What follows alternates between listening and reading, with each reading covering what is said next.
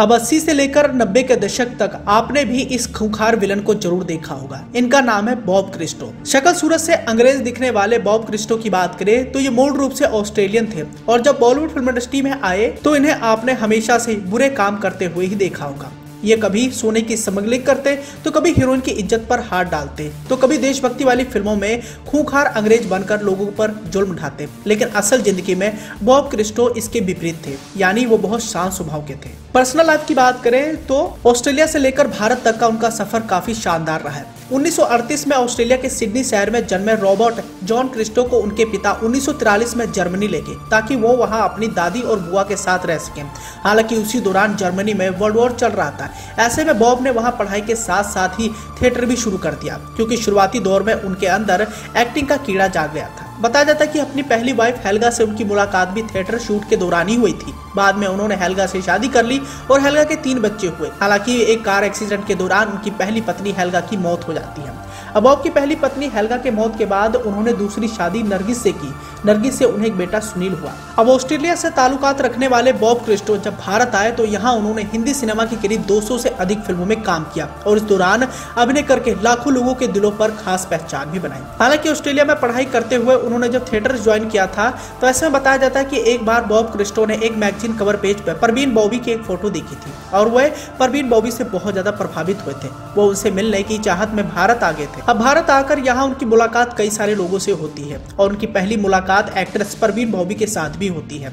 बताया तो ये भी गया कि उस दौरान दोनों की दोस्ती भी हो गई थी और ऐसे में परवीन बॉबी ने बॉब क्रिस्टो को फिल्मों में काम करने का भरोसा भी दिलाया था। बॉब क्रिस्टो को अपनी बेहतरीन करियर के दौरान 200 से अधिक फिल्मों में काम करने का मौका मिला और हिंदी सिनेमा की ज्यादातर फिल्मों में उन्होंने खतरनाक विलन के रोल ही निभाए।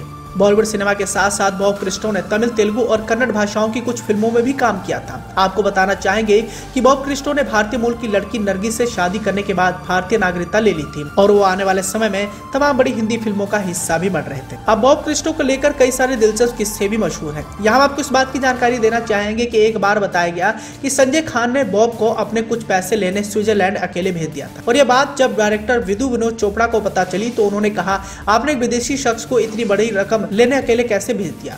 अगर वो पैसे लेकर वहां भाग गया तो क्या करोगे?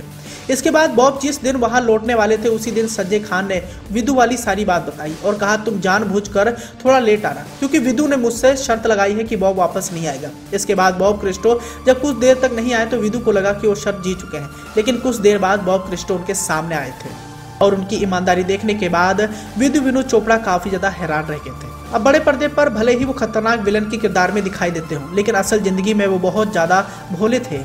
अब एक्ट्रेस परवीन बॉबी के साथ उनकी मुलाकात हो गई थी और आने वाले समय में वो बॉलीवुड फिल्म इंडस्ट्री में काम भी करना चाहते थे, लेकिन बॉब क्रिस्टो को फिल्मों में ब्रेक सुजैन खान के पिता संजय खान ने ही दिया था। संजय खान ने साल 1980 में आई फिल्म अब्दुल्ला में उन्हें काम करने का बड़ा मौका दिया था। इसमें भी बॉब ने नेगेटिव रोल ही अदा किया। इसके बाद उन्होंने करीब 200 से अधिक फिल्मों में काम किया और अपने करियर के दौरान काफी नाम और शोहरत भी कमाया। हालांकि सिर्फ हिंदी नहीं बल्कि बॉब क्रिस्टो ने हिंदी के अलावा तमिल, तेलुगु, कन्नड़ और मलयालम फिल्मों में काम किया और हर जॉनर के दर्शक भी उन्हें काफी ज्यादा पसंद भी किए।